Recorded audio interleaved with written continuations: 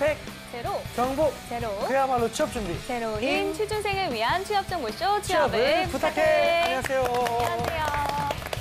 네, 오늘도 취업의 문을 향해 힘차게 달려볼까요?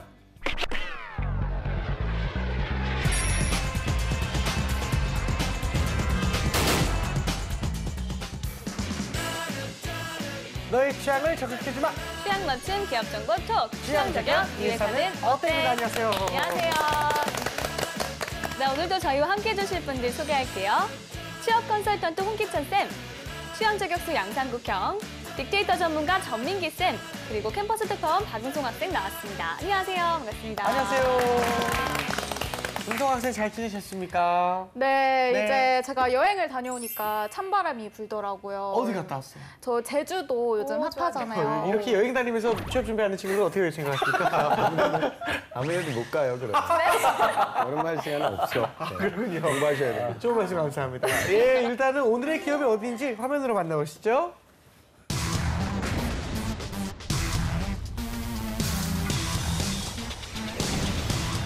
오늘의 기업은 핫한 기업 오뚜기입니다. 갑두기. 네, 그렇습니다. 이 대기업이 아님에도 윤리경영으로 정평이나 청와대 만찬에 초대되기도 했었죠. 일명 가뚜기로 불리는 오뚜기는 1969년 풍림상사로 창립해 1996년 옛날부터 어린이들의 사랑을 받아온 장난감인 오뚜기를 본다 늘 함께한다는 뜻으로 주식회사 오뚜기가 됐습니다. 주요 사업은 건조식품, 양념소스, 유지류, 면제품류와 농수산 가공품 등을 제조, 판매하고 있고요. 9개의 종속기업과 10개의 관계기업이 있습니다. 네, 아무튼 뭐 오뚜기는 뭐 저희가 라면을 너무 많이 먹다 보니까 당연히 친숙할 수밖에 없겠는데 라면 한 번에 몇 개까지 드세요? 한 개 먹어요. 거짓말! 아니 왜 그렇게 생각하시는 거예요? 억울하네요 되게. 최소 2개는 먹잖아요. 그렇게는 최대 몇 개까지 먹어봤어요? 그러니까 최대. 최대 5개까지밖에 못 먹었어요. 예. 5개까지 받겠는데 다른 분들 많이 드시던데. 아니, 근데 일반인이 5개 먹기 쉽지. 사람은 잘 안 먹는데. 사람까지 얘기가 나오는 거 보니까 많이 잘못했나 본데. 아파도 싸. 그렇게 먹으면. 아니 맛있잖아요. 네. 적정량. 이거 적정량 네, 먹었습니다. 유지하시고, 네. 예. 일단은 오뚜기에 대한 이미지가 어떤지부터 한번 얘기해 볼까요? 네. 네, 요즘 아무래도 오뚜기가 기업 중 이미지는 진짜 최고인 것 같아요. 이제 네. 가뚜기 다들 아시죠? 네. 그래서 이제 취준생들은 뭐 정규직이다, 비정규직이다가 굉장히 좀 예민한 문제인데 이제 오뚜기가 다 정규직 채용을 해라 하면서 이미지가 확 착한 기업으로 오른 것 같습니다. 그렇군요. 우리 장국영님도 라면 많이 드시잖아요. 아, 저도 아무래도 그 자취생이다 보니까 라면을 많이 먹는데. 자취생이요? 왜요? 학생인 느낌이 많이 자취인. 나셔서. 예. 네, 자취인. 아, 자취인이다 보니까 예. 라면 자주 먹는데. 근데 이게 왜냐면 확실히 가뚝이라고 하는 이유가 네. 사람이 힘들 때 잘해줘야 되거든요. 아, 예. 근데 유현진이 힘들 때 계속 모델을 써줬어. 유현진 라면 야구 신라면 유현진 라면 하면서 제법 길게 힘들었거든요. 그렇죠. 근데 끝까지 믿고 그 유현진도 부활을 하고 이거 자체가 이 기업의 그 인성을 보여주지 않나. 예, 저는 그렇게 생각합니다. 기업이 예. 사람이 아닌데 인성이 있나요? 너 뭐 친해졌냐? 많이 댓글을 꼬박꼬박하네. 아유, 왜 그래요, 범이 씨. 예.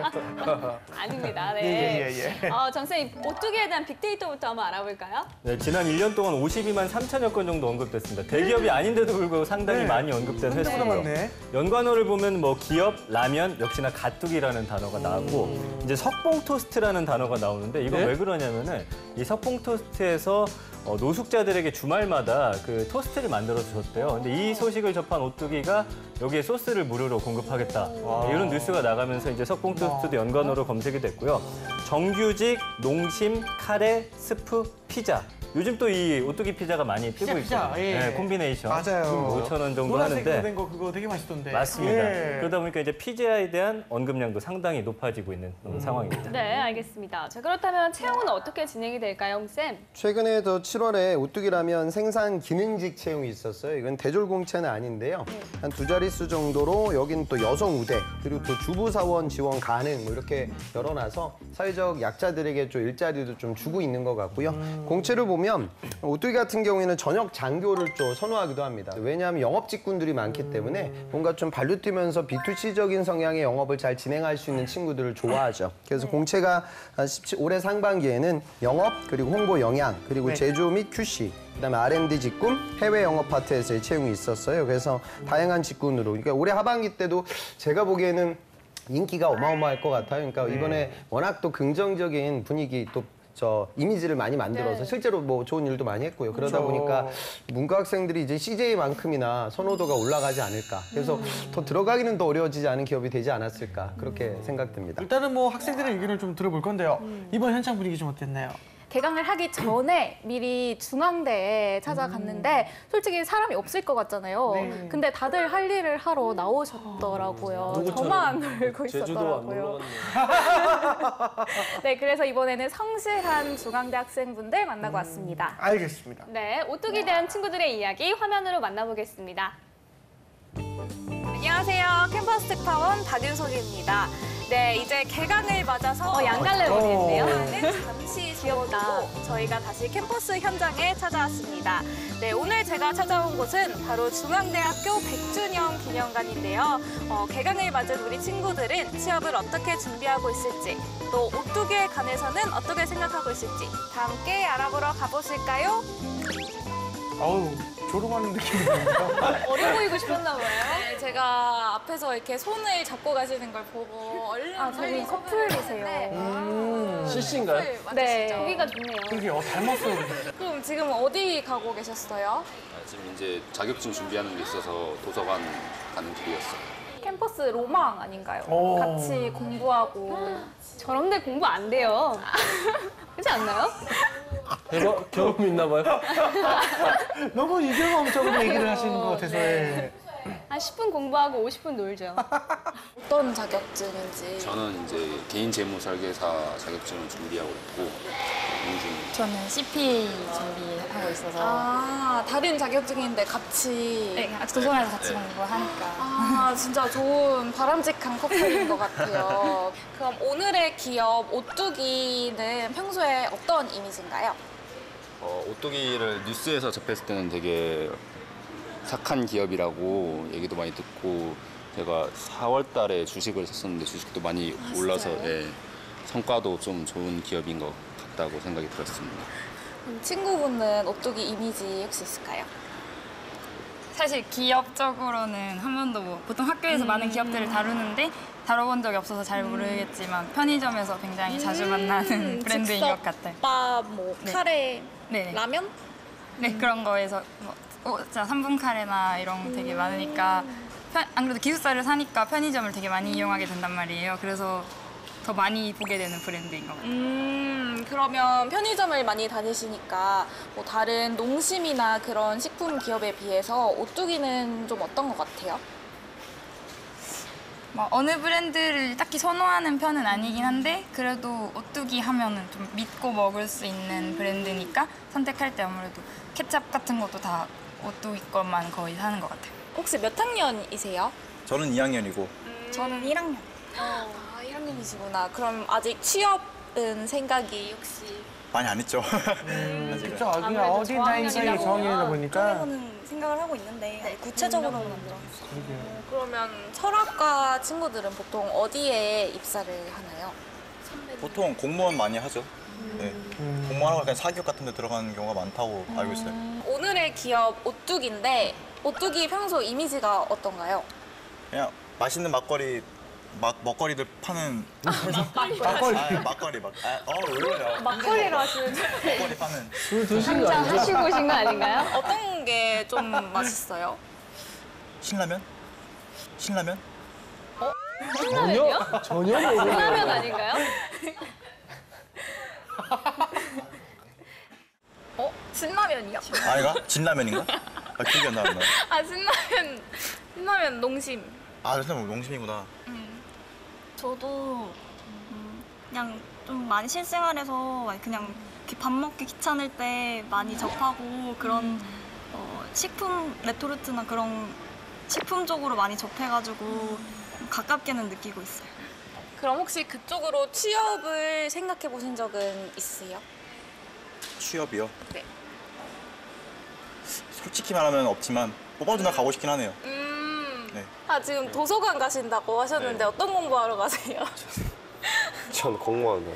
아, 공무원이요? 그러면 취업 생각을 안 하시고 공무원을 해야겠다 생각하신 계기가 있으신지? 계기랄 건 없고 그냥 군대에서 생각하는 게 그냥 공무원이 좀 맞겠다 싶어서 아, 한 것도 있고요. 군대에서. 네, 그냥 생각 많이 하잖아요, 군대 가면. 아, 그래서 그래요? 저 네. 잘 몰라서. 네, 그렇게 되거든요. 생각하다 보니까 취업은 별로 저랑 하기 싫은 거예요. 그래서 시험 공부만 하고 싶고 네, 자신감도 없다 보니까 그렇게 된 것 같아요. 그러면 오뚜기라는 기업은 네. 이미지가 어때요? 오뚜기가 최근에 많이 들리더라고요. 뭐 양심적인 기업이다. 뭐 그렇게 다른 데보다 뭐 가격도 좀 안 올리고 뭐 재료도 좋은 거 쓰나? 뭐 그렇게 들었는데 그래서 제가 근데 뭐 오뚜기 제품을 굳이 쓰려고 하는 건 아닌데 한 번쯤 쳐다보게 된 것 같더라고 최근에 들어서. 그냥 사다 보면 오뚜기고 그런 거죠. 네, 그런 것 같아요. 어땠나요? 분위기는 진짜 이게 취재를 하면서 느낀 거겠지만 좀 많이 친숙하긴 하죠, 친구들과. 네, 아무래도 요즘 뉴스에 많이 네네. 나오면서 굉장히 친숙한 기업이 된 것 같고 네네. 그 이외에도 오뚜기 집에 없는 사람은 거의 없는 것 같아요. 뭐 케찹, 마요네즈 다 오뚜기 쓰니까. 그렇죠. 네, 이번엔 떠도는 한간의 소문을 확인해 보도록 하겠습니다. 상국이형. 예, 우리 가뚜기 어떤 소문이 떠도는지 한번 알아보도록 하겠습니다. 네. 강산이 변해도 오뚜기는 변하지 않는 게 있다고 카더라. 예, 이것도 또 미담인데요. 바로 라면 값입니다. 우리 오뚜기 같은 경우에는 네. 대표 진라면 가격을 10년간 동결했다고 합니다. 동결. 대단합니다, 이것도 10년 동안 진짜. 난감먹었으면 엄청 난감먹었을 건데. 안 올렸어. 오뚜기는 뭐 케찹이라든가 뭐 스프라든가 카레라든가 여러 가지 제품들이 있죠. 그러니까 다른 데서는 좀 마진 확보가 이루어지니까 라면 시장에서 농심을 뛰어넘기 위해서 좀 저가형 전략을 쓰는 거죠. 그러니까 가격에 방점을 찍고 있는 것이 아니라 점유율을 높이기 위해서 이런 전략을 좀 구사하고 있다. 1인 가구가 많아지고 있는 지금의 추세가 오뚜기가 진행하고 있는 그런 식자재 제품들하고도 바로 연동이 되죠. 그러니까 라면으로 오뚜기 브랜드 그 영업망과 인지도를 높이고 또 다른 기업들의 매출도 높이고 이런 좀 전체적인 전략을 짜다 보니까 이런 좀 결과물들이 나오고 있는 것 같습니다. 알겠습니다. 예, 그럼 이게 연봉 또 네. 오뚜기 어느 정도 되는지 궁금합니다. 전체 평균은 제가 확인하지 못했고요. 사원 보니까 3,500만 원, 그리고 대리가 3,700만 원, 과장 4,600만 원, 차장 5,100만 원, 부장 5,800만 원. 대기업보다는 조금 적을 수 있지만 그렇게 적은 연봉은 아니었고요. 지금 뭐 이런 식으로 오뚜기에 대한 인기라든지 또 제품이 많이 팔려 나가면 뭐 여기에 대한 변동폭은 또 앞으로 있지 않을까 생각이 듭니다. 그렇죠. 네. 사실상 뭐 오뚜기 같은 기업은 이제 돈보다는 좀 미래를 보고 가는 기업이 아닐까 싶은데 일단은 홍쌤께 여쭤볼게 오뚜기에 입사를 하려면 스펙이 어느 정도 돼야 될까? 그러니까 예전에 물류 계열사 쪽으로 입사했던 네. 학생인데요. 지방 사립대를 나왔는데 학점은 뭐 3.58, 네. 그리고 토익은 800 중반, 그다음에 스피킹도 뭐 IM2 정도의 레벨이었어요. 네, 네, 네. 그리고 이제 그 다른 기업에서 저 인턴 경험이 한 2가지 정도 있었거든요. 그러니까 물류 관련된 전공이다 보니까 그 업계를 뚫었죠. 그러니까 영업과 물류 관련돼서 경험을 갖고 있는 친구들도 적극적으로 도전해야 되고 식품 영양이라든가 이쪽으로 생각하는 친구들도 이쪽 도전을 많이 하고 특히나 이제 품질 직군에 대한 TO가 항상 있기 때문에 또 여학생들이 또 이 품질직을 상당히 많이 원하거든요. 그래서 그 정도, 그러니까 아주 높은 스펙을 사실 보진 않는 기업인데 또 이번에는 근데 제가 보기에는 워낙 많이 몰릴 거라서 걱정이 되긴 합니다. 핫한 키워드로 기업을 저격해보는 시간이죠. 상국이형. 예, 또 핫한 키워드로서 저격하도록 하겠습니다. 꾸기의 해시태그입니다. 우리 오뚜기의 첫 번째 해시태그 보도록 하겠습니다. 짜잔!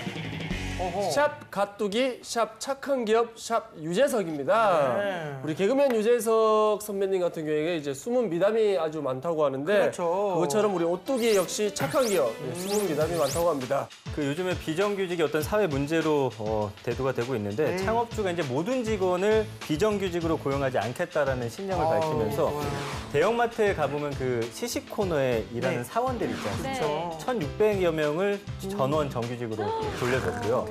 그다음에 이 비정규직 비율이 한 1.16%밖에 안 된다고 합니다. 대단합니다. 또 아들한테 상속을 하면서 사실 상속세 안 내려고 사실 대기업들 여러 가지 꼼수를 부리고 그렇죠, 많이 있는데 하죠. 1,500억 원을 5년 동안 분납해서 내기도 하고 있고요. 그다음에 창업주 고 함태호 명예회장 장례식에는 어린 아이들이 많이 찾아왔는데 이유를 봤더니 그 심장병 어린이들에게 또 많이 돕고 있고 그다음에 장애인 재단에도 주식을 기부하는 등 여러 가지 그런 미담들이 들리고 있습니다. 그러니까 채용 기준도 일반 기업하고는 좀 달라요. 인성을 좀 많이 본다고 합니다. 그래서 그 홈페이지 채용란을 봤더니 첫 번째가 부모와 윗사람을 공경하고 타인을 배려하는 예의 범절을 갖춘 인재로서 조직과 가정에서 절약 정신을 실천하는 인재 이렇게 돼 있고요. 그럼 저도 한번 좀 노려볼 만하겠네요. 가능합니다. 네. 예. 두 번째, 법규와 약속을 지키고 올바른 행동을 솔선수범하여 실천하는 인재.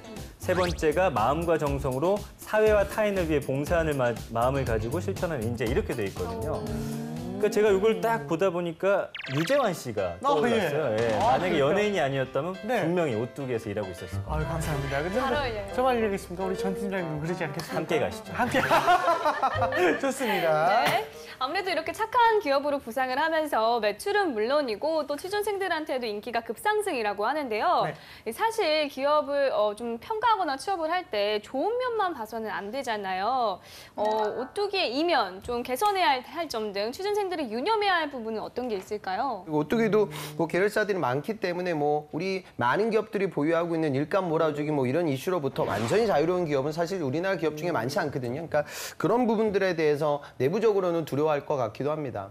그래서 저는 취준생이라고 하면 이번 오뚜기 자소서를 쓸 때 제발 부탁인데 그 가뚝이라는 단어를 안 썼으면 좋겠어요. 그러니까 이제 그 내용은 이번 자소서 리딩하에서 스킵될 거예요. 그러니까 그런 얘기는 다들 쓰니까 그런 것들보다 저는 오뚜기 하면 제일 먼저 떠오르는 게 그런 것 같아요. 우리 하인즈 케찹이라고 해서 우리 프랜차이즈가 하면 항상 있는 전 세계 거의 모든 나라에서 점유율 1등을 다투는 엄청난 케찹 있잖아요. 근데 우리나라에서는 맥을 못 추거든요. 그러니까 이런 부분들이 저는 오뚜기 하면 항상 떠오르는 이미지니까 사업적인 부분의 강점을 좀 얘기하는 게 어떨까. 그리고 라면 업계에서 이제 정말 농심을 위협하는 수준까지 올라온 그런 성공의 과정에는 또 어떤 노력들이 있었을까 이런 부분을 얘기하는 게 더 좋지 않을까 그렇게 판단됩니다. 알겠습니다. 다음 해시태그도 보겠습니다.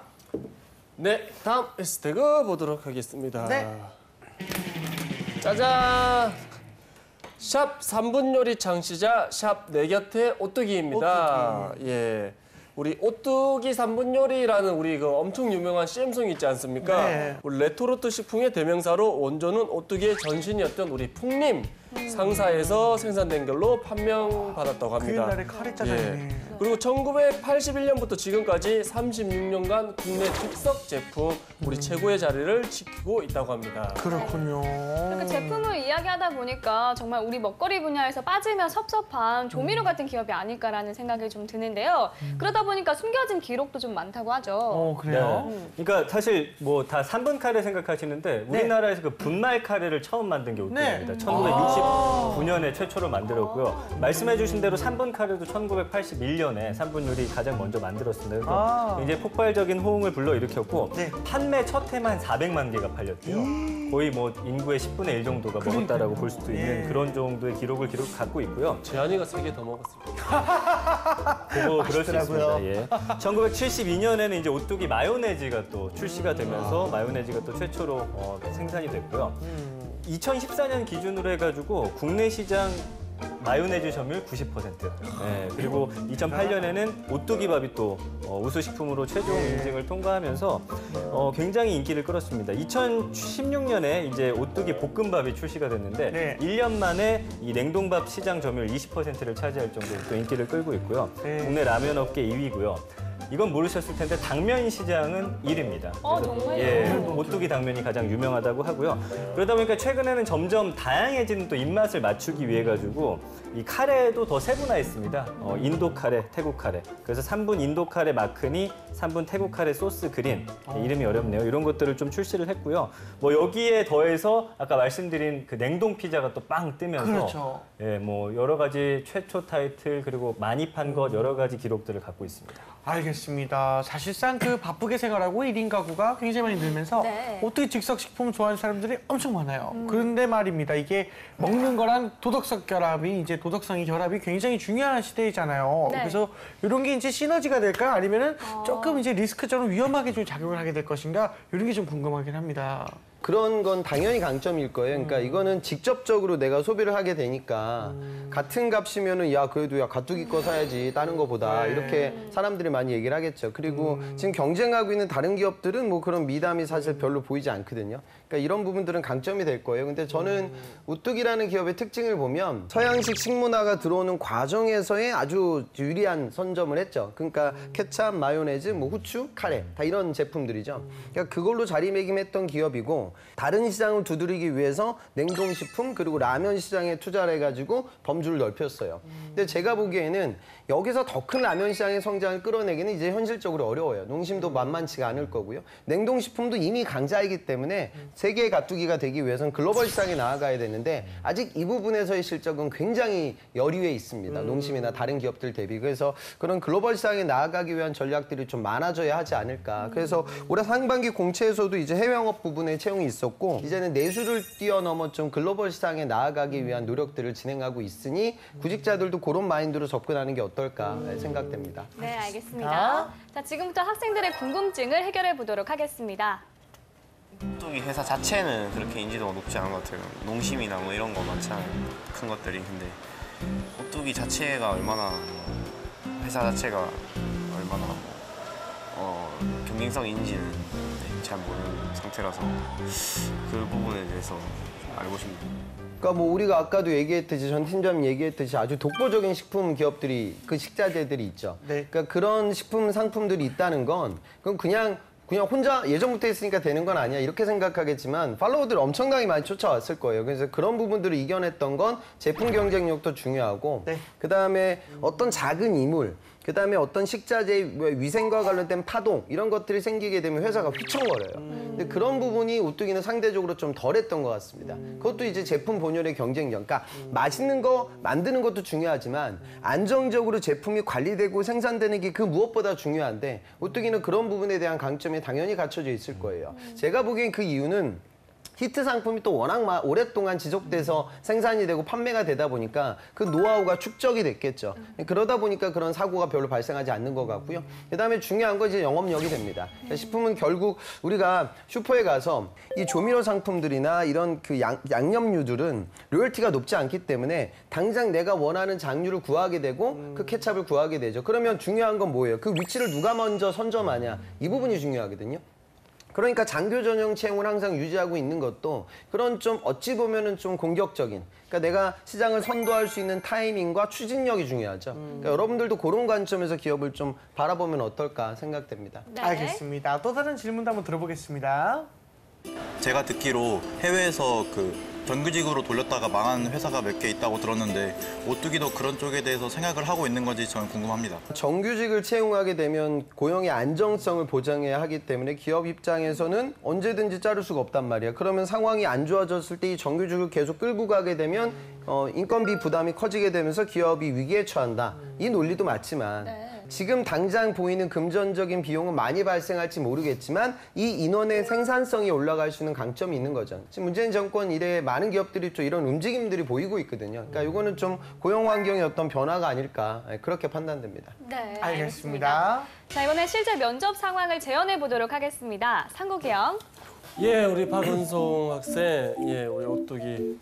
우리 사실 우리 오뚜기가 가뚜기라는 이름을 많이 듣고 있는데, 예, 그에 대한 어떤 생각을 갖고 있습니까?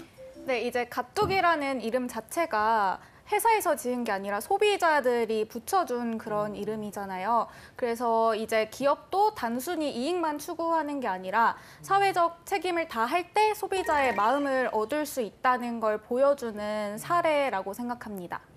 네, 좋아요. 혹시 우리 오뚜기 제품 중에 뭐 특히 좋아하는 제품 있나요? 태어났을 때부터 저희 집이 진라면만 먹어서 지금도 진라면 매니아인데요. 이게 굉장히 특이한 게 오뚜기 진라면만 순한 맛이랑 매운 맛이 나뉘어져 있어요. 맞아요. 그래서 굉장히 순해서 남녀노소 다 같이 이제 건강하게 먹을 수 있는 그런 라면이어서 제가 굉장히 좋아합니다. 그 본인의 강점은 뭐라고 생각됩니까? 기획력이라고 생각을 합니다. 뭐 기자단을 하면서 기사를 기획하고 또 전시를 기획하면서 정말 대학생활 내내 기획에 관련된 활동을 했습니다. 그럼 전시기획 업무 담당할 때 은송 학생이 가장 좀 열심히 해가지고 좋은 기획안을 도출했던 과정이 있다면 좀 상세하게 이야기해 줄래요? 축제 때 아무래도 의류학과 동아리다 보니까 뭐 액세서리나 에코백을 직접 만들어서 팔고 그 수익을 통해서 전시를 더 멋지게 해냈던 게 저의 기억에 남습니다. 근데 옛날보다는 훨씬 나아졌네요. 훨씬 나아졌어요. 예전에는 저 아주 답답하게 얘기를 했는데 그러니까요. 지금 예전보다 좀 나아지는 거 있는 건 뭐냐면 이제 간결하게 의사결정이 네. 이루어지고 맞아. 그다음에 좀 더 주갈식으로 얘기하고 있는 것 같아요. 그래서 가투기 관련된 얘기도 아까 소비자들이 지어준 이름이다라는 거에 방점을 찍고 그러니까 이제 뭐 사회적 이익뿐만이 아니라 사회적 책임을 다하는 기업의 가치가 올라가겠다. 뭐 그런 답변도 나쁘진 않았어요. 그런데 그 의사 전달은 이루어졌는데 컨텐츠는 이제 많은 구직자들이 할 만한 이야기니까 흔한 이야기. 오히려 뭐 그 이면에 있는 현직자들이 느끼게 될 부담이라든가 앞으로도 이런 이미지를 지속시켜 나아가기 위해 우리 오뚜기가 무슨 노력을 해야 될 것 같다 이런 좀 첨언이 붙으면 퀄리티는 조금 더 좋아지지 않을까 이런 생각이 들고요. 그다음에 제가 만약 응송 학생이라고 하면 저희 집 식구들은 매운맛을 잘 못 먹습니다. 그래서 저희가 예전에 거의 한 5년, 6년 동안 매운맛 열풍이 불었는데 저희 집은 뭐 라면을 가게 되면 먹을 만한 라면이 많지 않더라. 그런데 진라면은 끝까지 그런 순한맛 라면을 유지했는데 저는 로열티가 되게 올라갔었다. 그러니까 이런 부분들이 오뚜기 라면이 갖고 있는 좀 강점이 아닐까 판단된다. 뭐 그렇게 얘기했으면 더 아마 부드럽게 들렸을 거예요. 그러니까 본인 에피소드를 좀 정리하는 작업들을 더 많이 시행했으면 어떨까 이런 생각이 들고요. 그다음에 아까 제가 꼬리 물기 질문 한번 했잖아요. 그러니까 뭐 기획력이 있다. 통통 튀는 기획력이다. 그러면 그 기획력이 무엇이냐는 질문은 당연히 따라 붙어요. 근데 그거 받으니까 응송학생이 조금 당황했었던 것 같거든요. 그러니까 이 소재를 내가 노출시키게 되면 분명히 질문을 할 거라고요. 기획력이 좋다고 했으면 어떤 기획력이에요? 물어보는 게 정상이잖아요. 그러니까 그거에 대한 답변책과 내용 정리가 미리 이루어져야 돼요. 근데 여러분들 이제 먼저 처음 보는 친구들은 이제 예상 질문들을 쫙 뽑고 그거에 대해서 답을 만들고 끝나는데 그게 아니라 이런 답변을 하게 됐을 때 면접관이 나의 답변을 듣고 또 무슨 질문을 하게 될까 여기까지 2단계까지는 좀 생각을 하면 더 은송 학생의 면접력이 올라갈 것 같습니다. 아유 좋은 말씀 감사합니다. 그래도 드디어 이 두갈식에 대한 소학생의 드디어. 피드백이 와서 드디어. 내가 다 뿌듯한 것 같아요. 그러니까 말입니다. 듣는데 들을 수 있었어요. 안 답답하고 아주 네, 좋습니다. 맞아요. 좋습니다. 자, 이렇게 해서 지금까지 오뚜기에 대해서 알아봤는데요. 응송 학생 어떤 매력을 좀 느꼈나요? 저는 그동안 굉장히 친숙한 기업이어서 오뚜기가 사실 대기업인 줄 알았거든요. 또 앞으로 이제 오뚜기 채용이 뜬다면 글로벌 시장을 공략하는 팁을 배우고 간 것 같습니다. 알겠습니다. 또 홍쌤의 꿀팁도 빠질 수 없겠습니다. 그러니까 가투기 사건을 보면서 올바른 기업의 모델 그리고 이미지 앞으로 가야 할 방향성을 여러분들이 느끼게 됐을 거예요. 그런데 기업은 그 느낌이 좀 다르겠죠. 그러니까 근본 청와대에서 가투기, 오뚜기를 이제 초청한 건 오뚜기를 칭찬하기 위함이라기보다 다른 기업들을 압박하기 위한 용도예요. 그러니까 현실적으로 규모가 100배나 큰 삼성전자 입장에서 그런 것들을 그대로 따라가기에는 또 쉽지 않은 것도 있고요. 또 그 길을 그럼 어떻게 달성하기 위해서 정부와 기업과 고객, 여러분들 시민단체들 사이에서 기업은 그런 어떤 포지셔닝을 잡아야 될까? 내부 임직원들은 그런 고민들을 하고 있거든요. 그러니까 단순하게 느껴지는 뭐 기업의 사회적 책임 중요하다 이런 식의 내용보다는 조금 더 기업을 운영하는 사람들이 겪게 될 고민에 주파수를 맞춰서 여러분들이 다가가게 되면 조금 더 매력적인 사람이 되지 않을까. 그리고 제가 강조하지만 오뚜기 쓰시는 분들은 절대 가뚜기 단어는 자소서에 안 썼으면 하는 바람입니다. 네. 예, 알겠습니다. 자, 오늘은 여기까지 하고요. 저희는 다음 시간에 다시 찾아오겠습니다. 감사합니다.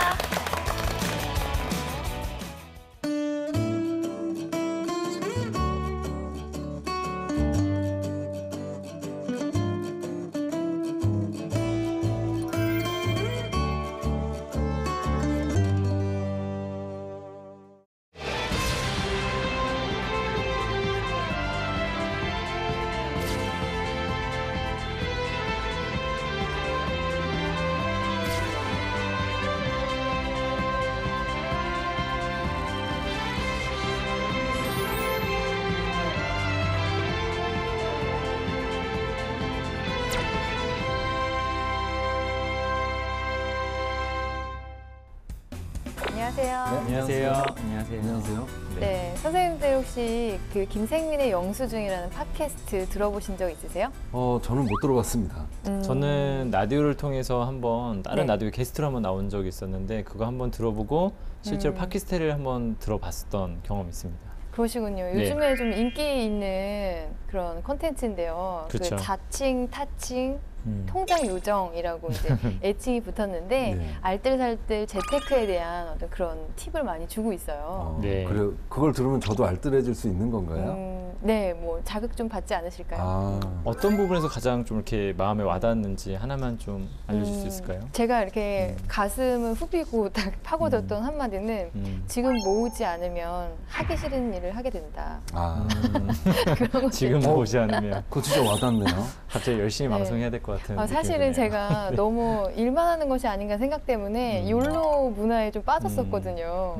그런데 이제 요즘에 욜로 하다 골로 간다 이렇게 얘기하시는 분들도 있고 또 김생민 씨가 이렇게 지금 모아야지 그렇지 않으면 선택이 없다 이렇게 얘기를 하니까 좀 반성을 하게 됐어요.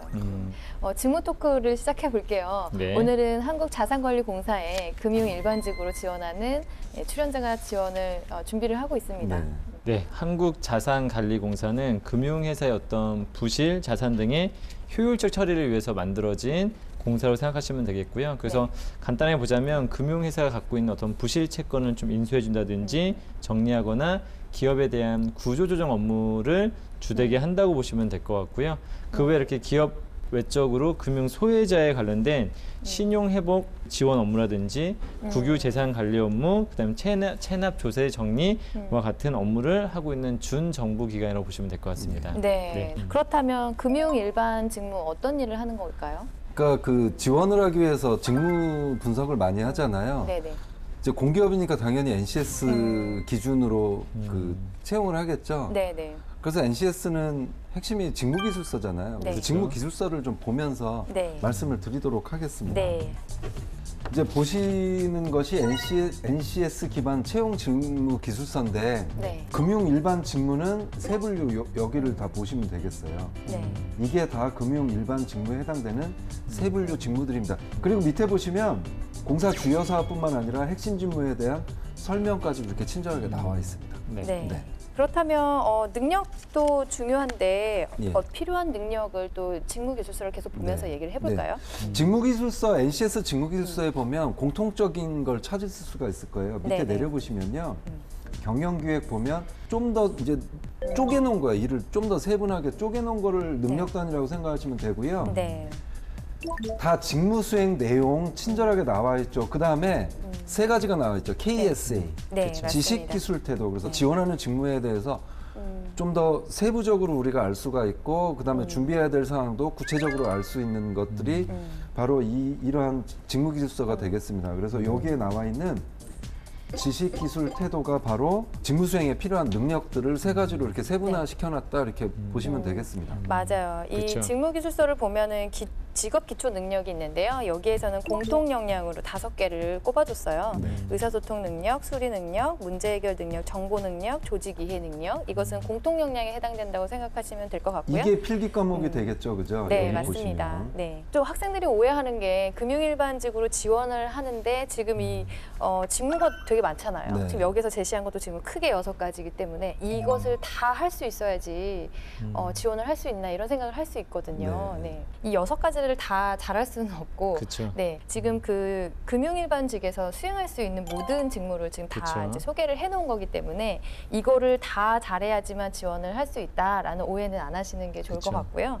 또 이 중에서 특별히 내가 관심 있거나 잘할 수 있는 거를 좀 어필해서 하시면 좋고, 네. 그 다음에 또 공공기관의 특성상 업무의 로테이션이 이루어지기 그쵸. 때문에 기본적으로 이걸 참고하시면서 지식과 기술과 태도는 어떤 것들을 좀 알고 있으면 좋은지 참고하시는 정도로 하셨으면 좋겠어요. 네. 그래서 좀 특히 강점으로 좀 내가 지원할 수 있는 그 부서를 좀 강하게 어필하는 것도 좋겠죠. 그렇죠. 네. 네. 자, 그렇다면 입사 조건이 참 궁금한데요. 네, 입사 조건 같은 경우는 말 그대로 좀 요즘에 대체로 공공기관들은 거의 대체로는 거의 100%에 가까울 수 있겠는데요. 블라인드 채용을 좀 실시한다고 보시면 되겠고요. 네네. 근데 또 이 과거에 생각하던 블라인드 채용보다 훨씬 더 좀 강화됐다고 보시면 될 것 같습니다. 네. 그래서 요즘에는 이런 회사들이 많아요. 좀 이건 더 두고 봐야 될 문제긴 하지만은 이 사람이 어떤 주민등록번호 적지 못하기 때문에 성별도 알 수가 없고요. 사실은 연령이 몇 살인지도 모릅니다. 그래서 학생들이 좀 걱정하는 게 나는 좀 나이가 많은데, 나는 좀 공백이 많은데, 그리고 나는 고시를 봐가지고 뭐 난 지금 33살, 4살인데 불리한 거 아니냐. 사실 공기업 내에서 그건 판단이 되지 않아요. 네. 오히려 좀 노안이거나 뭐 하게 되면 불리할 수도 있습니다. 저 사람 혹시 나이가 좀 많은 거 아닌가라고 생각할 수도 있고요. 네. 네, 동안이 좀 유리할 수도 있겠다는 생각을 한번 혼자 생각해 본 적이 좀 있었고요. 네.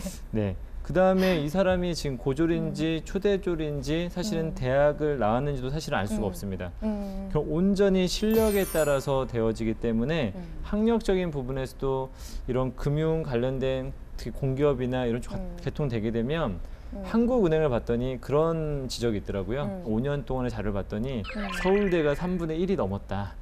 그 정도로 뭔가 학력 심화 현상이 되게 심했었는데 그런 부분에서도 사실은 좀 자유롭습니다. 결론적으로는 본인이 얼마나 노력했는가가 가장 중요할 것 같고요. 그다음에 또 나는 전공이 경제학이 아닌데 뭐 경영학이 아닌데 이럴 수도 있거든요. 이것도 사실은 전공을 알 수가 없어요. 이 사람이 뭐 직업교육을 받든 학교에서 관련된 분야에 꾸준히 다른 전공을 했다 하더라도 꾸준히 해왔다라면 사실은 전공적인 부분도 전혀 문제가 되지 않습니다. 또한 어학조차도 제한이 없습니다. 물론 이제 기간마다 조금씩은 다르더라고요. 어떤 기간은 몇 점을 받게 되면 뭐 충족, 미충족 해가지고 거기서 결판이 나기도 하고 혹은 아니면 어떤 기관에서는 이상이라는 점수 받게 되면 나름대로 회사에서의 점수 레인지를 가지고 구분하기도 한다고 보시면 될 것 같습니다. 그래서 사실은 가장 중요한 건 개인의 실력이 가장 중요하고 관련된 분야에 대해서 얼마나 많은 노력을 했는가에 따라서 사실은 이 사람이 20살이어도 충분히 더 자질적으로 좋은 역량을 펼칠 수도 있다라고 볼 수 있다는 것이죠. 네. 다음 전산직 같은 경우에는 약간 기술직이기 때문에 전산 관련된 필수 자격증을 요구하고 있다 정도는 이해를 하셔야 될 것 같습니다. 네, 그렇군요. 한국자산관리공사 같은 경우 준정부기관이기 때문에 그쵸. NCS를 준비해야 되겠죠. 그렇죠. 그래서 결론적으로는 가장 중요한 게 이 결판 나는 게 필기시험과 면접이 가장 중요한 요소가 될 수 있습니다. 네. 일단 기본적으로 입사 지원서는 지원 자격에 대한 어떤 미충족 및 입사 지원서 불성실 작성자 등을 제외하게 되면은 거의 대부분은 바로 필기시험으로 넘어간다고 생각하시면 되겠고 네. 결론적으로는 필기시험에서 네, 1차적으로 결판이 나겠고요. 그 다음에 당연히 그러다 보면 이제 면접에서 더 심층적으로 볼 수밖에 없다라고 생각하시면 될 것 같습니다. 그래서 좀 필기시험 준비가 관건이 아닐까라는 생각이 좀 들기도 합니다. 네, 결격 사유만 없다면 서류에서 그렇죠. 네, 대부분 네, 뭐 결격 합격이 사유만 된다고. 없다면 큰 문제는 없습니다. 네, 네네. 그렇게 보면 되겠군요. 네. 네, 그렇다면 우리 필기시험과 면접은 어떻게 진행이 되는지 채용 절차에 대해서 좀 알려주세요. 일단 제가 필기시험 먼저 말씀드리겠습니다. 네네. 일단 뭐 제가 뭐 자칭 타칭 NCS 전문가 아니겠습니까? 네. 일단 필기에 대해서 네. 일단 아까 직업기초능력은 5과목 나왔어요. 네. 그건 이제 열심히 좀 준비하셔야 되고 네. 그 이외에 직무 수행 능력을 평가하기 위해서 뭐 보는 시험이 있고 그다음에 한국사 이 시험이 있는데 직무 수행 능력은 100점이 주어지고 한국사 같은 경우는 적합, 부적합 이렇게 처리가 됩니다. 네. 그리고 이제 직무 수행 능력 시험을 먼저 좀 볼게요. 이게 상당히 좀 많이 부담을 갖는 부분이거든요. 맞습니다. 근데 예. 금융 일반직이기 때문에 주로 이제 경영, 경제, 법 중에 하나를 이제 선택을 하게 돼 있어요. 네. 그다음에 공통으로 이제 공사가 수행하고 있는 업무와 관련된 문제, 이게 이제 NCS가 도입되면서 그 직무 상황과 관련된 문제가 새로 나오는 거잖아요. 네네. 이걸 이제 객관식으로 5문제 이렇게 나옵니다. 그리고 한국사는 25문제가 객관식으로 출제가 되는데 한국사 자격증을 가지신 분들이 요즘 많잖아요. 네네. 그래서 그 1급, 2급 가지신 분들이라면 충분히 풀 수 있는 그런 문제가 출제가 됩니다.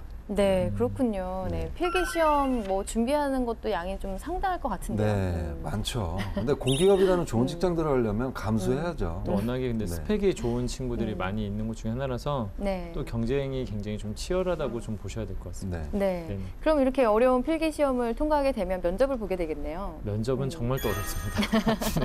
네. 1박 2일의 어떤 합숙 면접을 보게 되는데요. 네네. 1차 면접은 뭐 NCS 직무 역량 면접으로 되어 있는데 이게 또 3단계로 또 나눠집니다. 네. 기본 역량 검증, 직무 역량 기본 검증, 직무 역량 심층 검증.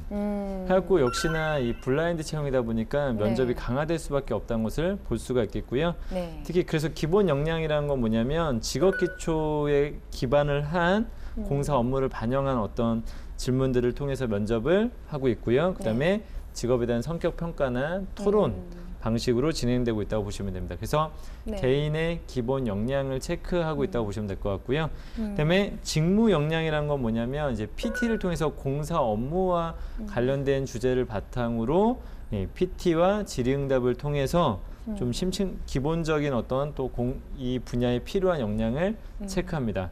마지막으로는 다시 심층 역량에 대한 심층 검증이 들어가는데 이거는 이 지원자가 해왔던 학습이나 경험이나 이 부분에 대한 어떤 심층 인터뷰를 통해서 해당 분야에 적합한지 아닌지를 보는 면접이라고 보시면 됩니다. 여기서 끝날 것이라고 생각했죠? 끝나지가 않았습니다. 우리는 어떻게 취업이 됐었던 걸까요? 반성해야 됩니다, 저희는. 2차 면접이 또 있는데요. 인성 면접이 또 있습니다. 그래서 여기서는 우리들이 흔히 알고 있는 어떤 인성이나 자질적인 부분을 보는데 특히나 공직에서의 어떤 적격성이 있는지 없는지 항상 이런 성실성 이런 부분들을 종합적으로 또 검증하는 시험이라서 굉장히 많은 허들을 거치고 나서 이 분야에 올 수 있다. 그래서 사실은 블라인드다 보니까 과거에는 어떻게 보면 스펙을 보고 이 사람은 어느 정도의 학교 출신이니까 어느 정도의 일을 하겠지 하고 그냥 지레 짐작하고 사람을 뽑았던 채용이라면 지금은 사실은 정말 철저한 실력, 관련된 기관에 대한 직무에 대한 관심도 이런 부분들이 가장 좌우를 하지 않을까. 그래서 어떻게 보면 또 블라인드 채용에 대해서 우려하는 경우도 좀 있습니다. 오히려 결론적으로는 좀 필기 시험을 못 본다거나 하게 되면 많이 소외될 수도 있다라는 얘기들이 있기 때문에 어쨌든 결론적으로는 철저한 준비가 필요하다라고 말씀드리고 싶습니다. 정말 철저한 준비인 것 같아요. 이걸 제가 숙제하는데도 엄청난 이렇게 힘들었는데 지금 자산관리공사 다니는 분들 다 존경해야 될 것 같아요. 그걸 통과했다는 거잖아요. 이걸 제가 숙제하는데도 어려운데 이 면접을 한다고 하는 건 굉장히 사실 쉽지가 않을 것 같습니다. 맞아요. 좀 금융 업종 같은 경우에는 합숙 면접을 맞습니다. 굉장히 선호하는 것 같아요. 뭐 하나은행이나 기업은행이나 뭐 삼성화재나 계속 이제 1박 2일 합숙 면접을 하고 있는데 여기서도 마찬가지로 1박 2일 합숙 면접에 PT 면접까지 또 준비를 해야 되는군요. 그렇죠. 그럼 오늘의 지원자 박성엽 씨는 어떻게 취업 준비를 하고 있는지 셀프 영상을 보면서 계속 얘기를 나눠보도록 하겠습니다.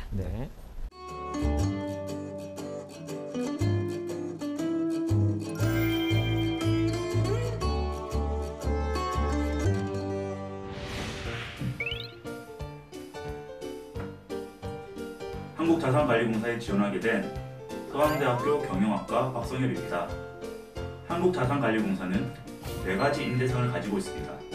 이 4가지 인재상에 맞추어 저를 한번 소개해 보겠습니다. 첫 번째, 통찰력과 전문성을 갖춘 인재입니다. 저는 대학교를 다니면서 경영학을 전공했고 또한 행정고시를 준비하면서 경제학을 심도 있게 공부할 수 있는 기회를 가졌습니다. 그리고 실물 경제를 이해하기 위한 노력도 멈추지 않았습니다. 실물 경제를 이해하기 위해 저는 오랫동안 경제신문 스터디를 진행했습니다. 물론 스터디를 할 때는 신문을 이렇게 읽지는 않습니다. 저는 스터디를 통해서 이렇게 신문도 형광펜을 치면서 읽는 습관을 들였습니다. 이는 중요한 경제 이슈들을 조금 더 심층적으로 이해할 수 있도록 도와주고 있습니다. 두 번째, 신뢰와 화합 속에 변화와 혁신을 선도하는 인재입니다. 저는 교육공사 동아리에서 활동했습니다. 그리고 저희들의 역할은 1차적으로 아이들에게 지식을 전달해 주는 것이었습니다.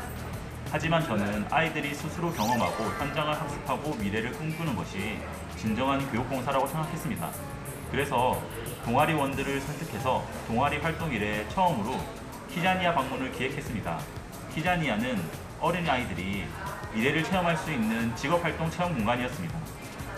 이를 통해서 아이들이 키자니아 방문 이후 저를 볼 때마다 자신의 꿈을 이야기하며 웃어주던 기억이 아직도 생생합니다. 사명감을 가지고 사회적 책임을 수행하는 인재입니다. 바꿔서 계속 앉아 있는 것 저는 같아요. 한국남동발전감사실에서 인턴으로 일했습니다. 정말 노력이 참 기특한 것 같아요. 그래도 조금씩 변화를 좀 사업 주려고. 계획서를 보았습니다. 그리고 그들이 국민에게 큰 영향력을 끼칠 수 있다는 것을 깨달았습니다. 감사실에서는 국민들에게 큰 영향력을 끼치는 만큼 많은 예방 교육을 하고 또한 사명감을 가지고 일할 수 있도록 공기업인들에게 많은 교육을 시행했습니다. 저는 그것을 보면서 공기업이 가져야 될 사회적 책임을 많이 깨달았고 또한 사명감이 공기업인에게 얼마나 중요한지를 깨달았습니다. 어떻게 보셨어요? 이 셀프 영상. 저는 뭐 개인적으로 내용적으로는 아주 알차고 좀 재밌었고요. 다 한 가지 만약에 이게 우리가 어디 제출용이라고 했을 때 문제점은 약간 자세는 별로 좋지는 않았어요. 맞아요. 이게 손을 이렇게 짚고 얘기한다든지 의자 뒤로 이렇게 제껴서 얘기한다든지 이런 것들은 사실은 만약에 평가자들이 봤었을 때는 조금은 위험한 행동이거든요. 그쵸. 그래서 뭔가 회장님이 좀 직원들한테 뭔가 훈시를 해주는 약간 이런 자세로 뭔가 말한다, 약간 자세? 맞아요. 저긴 컨텐츠는 굉장히 좋았고요. 시도 자체는 좋았는데 자세적인 부분에서는 조금 어떤 신입다운 모습이 살짝 보이지 않았던 거 외에는 다 좋았습니다. 네. 선생님은요? 저도 마찬가지로. 저는 솔직히 좀 기특했어요. 뭐 이렇게 변화를 좀 줘가면서 시도를 하려고 했던, 그러니까 다 자기 어필하려고 노력을 하는 거죠.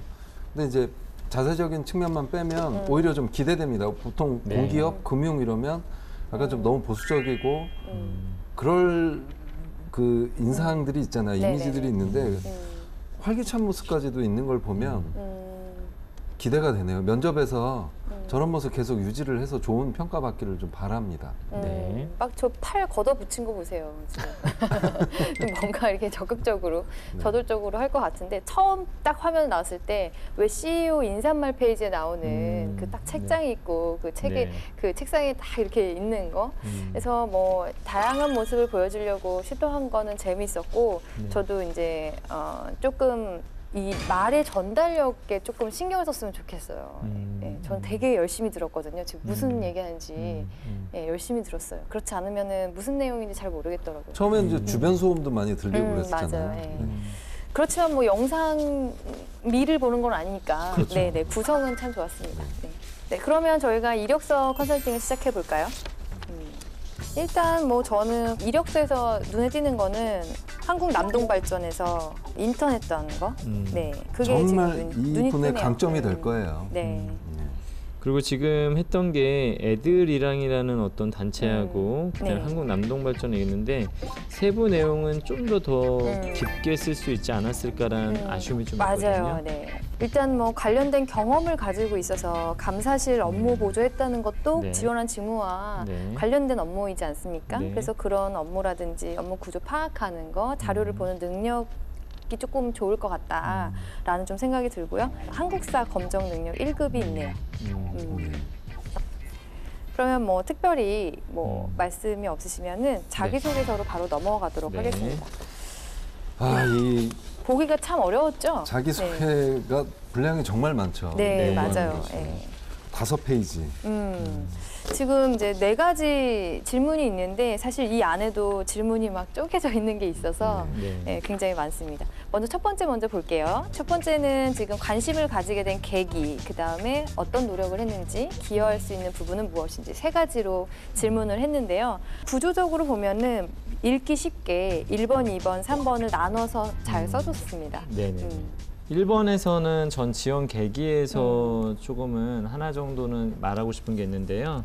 두 번째 단락에서 캔코가 IMF나 글로벌 금융 위기 등 문제를 해결하고 배드뱅크로서 굳은 일을 도맡아 하는 역할에 매력을 느꼈습니다. 저는 왜 매력을 느꼈는지 잘 모르겠어요. 또 이런 표현 많죠. 매력을 느꼈는데 왜 배드뱅크라서 매력을 느꼈다는 게 사실은 이유가 지금 없거든요. 그런 부분과 그다음에 야구에서 결혼이 가장 어렵고 굳은 일은 마무리 투수가 한다고 하면서 그래서 내가 캔코스에 일하고 싶다는 건 약간 논리적으로 좀 결여된 어떤 표현이고요. 결론적으로는 본인이 갖고 있는 직무 역량이라든지 그런 부분에서 내가 배웠던 것들을 여기서 활용할 수 있다는 관점에서 무엇을 내가 할 수 있기 때문에를 보여줘야 되는데 그 부분이 지금 좀 빠져 있다 보니까 약간 그냥 대강대강 넘어간 듯한 약간 느낌이 있는데 이런 부분들에 대해서 왜 배드뱅크로서 매력을 느낄 수 있는지에 대한 부분들에 대해서 또 우리 면접관들께서는 좀 더 약간 관심을 기울일 수 있는 부분이다라는 거 알아두시고 좀 더 논리적인 어떤 방안에 대해서 얘기했으면 좋겠다는 생각이 좀 들었습니다. 그다음에 노력에 관련된 부분에서 저는 개인적으로는 캔코에 대한 관심, 관련된 분야에 대한 본인의 어떤 노력 이런 부분들에 대해서는 충분히 잘 작성되었다고 느껴지고요. 네. 다만 이 부분에 기술된 부분들에 대한 것은 전부 다 면접 재료이기 때문에 이 사람이 어느 정도 이해하고 있고 한지를 좀 이제 검증할 수 있지 않을까라는 생각이 좀 듭니다. 맞아요. 그 사업 구조에 대해서 이해하고 내부 환경을 파악할 수 있는 능력이 참 중요한데 여기서 잘하고 있다고 본인이 얘기를 했었고요. 네. 그다음에 이제 저는 이제 기억, 니은, 디귿으로 나눠서 좀 보기 쉬웠는데요. 네. 특히 니은에서 그 온비드를 직접 해봤잖아요. 그래서 개선점을 알 수 있었다. 이거 저 질문하고 싶어요. 네. 어떤 것이 이제 질문, 그렇죠. 네, 개선점이었는지. 이 부분은 굉장히 잘 작성되는데 이제 물어볼 것도 많다라는 네. 것도 염두하셔야 될 것 같습니다. 네. 저는 입사 후 기여에서 또 더 따뜻한 금융 만들겠다. 이거 여기 정말 네. 추가 질문거리들 많이 지금 그쵸? 던져주고 있어요. 네. 계속 더 가까운, 더 많은 기업과 더 많은, 더 효과적이고 이거는 사실 이 직무에 지원하는 사람들에 어울리는 표현은 아니죠. 아니죠. 네네. 네, 지금 일단 지금 제도라든지 어떤 규정에 의해서 지금 자기 역할을 잘 수행해야 되는 그런 걸 초점을 맞춰서 쓰면 좋겠는데 뭔가 자꾸 바꾸려고 하죠. 지금 이미 캠코 지금 규모가 지금 상당한데 더 바꾸겠다고, 더 따뜻하게, 더 큰 범위를 만들겠다. 이거는 어떤 그 금융일반 직무의 어떤 직원으로서 얘기할 수 있는 부분이 아니라고 좀 생각이 들어요. 네, 두 번째로 넘어갈까요? 네, 경험 및 경력 사항인데요. 지금 이제 다른 그 공기업에서 일했던 네. 지금 이제 인턴 경험을 썼고요. 네. 동아리에서 회계팀장을 했던 것도 썼습니다. 저는 개인적으로는 한국남동발전의 감사실 네. 인턴을 좀 했었다라고 해서 관련된 업무를 구체적으로 잘 작성하신 것 같고요. 네네. 다만 이거 자체가 분량이 너무 길기 때문에 이 안에서도 세부적으로 저는 약간 분량 조절을 좀 통해서 더 눈에 띄게끔 자신의 역할을 했던 것들에 대해서 좀 알려줬으면 좋겠다라는 생각이 좀 들고요. 네네네. 지금 그냥 단락 구분 정도밖에 좀 안 됐기 때문에 조금 더 단락별로 제목을 다는 것도 한 번쯤은 생각해 보셔야 될 문제인 것 같고요. 네. 그 다음에 저는 좀 이렇게 생각합니다. 특히 지금 한국자산관리공사 같은 경우에는 네. 이 입사지원서가 면접 자료이지 않습니까? 그러다 보니까 전 개인적으로 어차피 서류가 거의 어지간하면 통과되기 때문에 네. 너무 여기다 내가 잘 보이기 위해서 너무 많은 걸 쓰다 보면은 그런 좀 걱정이 되더라고요. 혹시 오바해서 썼다거나 이 신입이 하기 어려운 것들을 위해서 너무 많이 기입하거나 하게 되면 오히려 면접에서 말릴 수도 있기 때문에 저는 뭐 여기 보면서 특별히 내용적으로 고칠 거는 별로 없다고 생각합니다. 다만 너무 오버하게 되면 면접에서 검증할 때 본인 스스로가 함정에 빠질 수도 있다는 것은 한 번쯤은 좀 이해했으면 좋겠습니다. 그러니까 그런 게 이런 거죠. 뭐 칭찬해 주셨습니다. 이런 거는 이제 확인이 들어가겠죠. 네. 뭐 경험을 한 이후에 뭐 배웠다, 알게 되었다 이런 깨달은 점을 쓴 거는 저는 좋았는데요. 전 두 번째 그 교육봉사 동아리에서 예산팀장을 하면서 이 이야기를 썼잖아요. 이거 보면서 저는 기본이 안 되어 있다. 어떤 또 기본이 안 되나요? 네, 이 숫자를 다루는 사람이 지금 이 천 단위 콤마도 그러네요. 없이 맞습니다. 지금 이렇게 쓴다는 거는 숫자를 보고 쓰고 다루는 사람이 맞나 하는 그 기본을 의심할 수 있는 부분이거든요. 여기서 많은 면접관들이 좀 실망을 할 수도 있을 것 같아요. 네. 그래서 사실은 면접 그 자체에서도 다양한 유형이 있지만 네. 이런 부분에서 꼼꼼하지 않다라고 그냥 그 사람들이 인식해버리면 그게 사실은 면접 끝 아니겠습니까?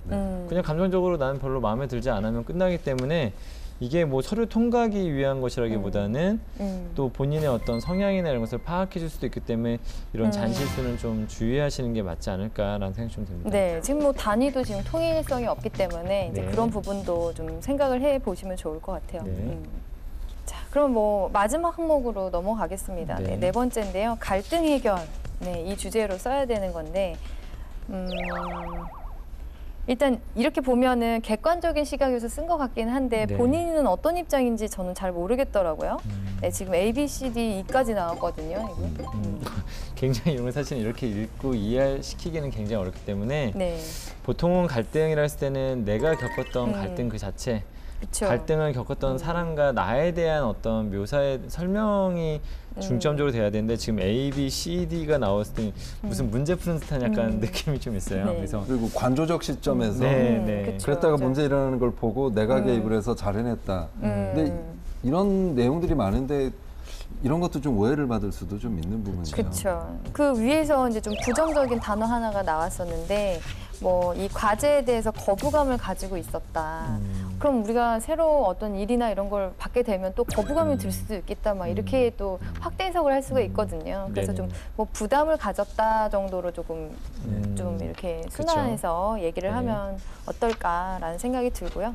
근데 또 여기서 보면은 일단 뭐 적극적으로 또 개별적으로 찾아가서 커피 사주면서 얘기를 또 해요. 네, 그래서 본인이 또 적극적으로 갈등을 해결하려고 노력하는 부분은 또 보인다는 거 네. 나와 있습니다.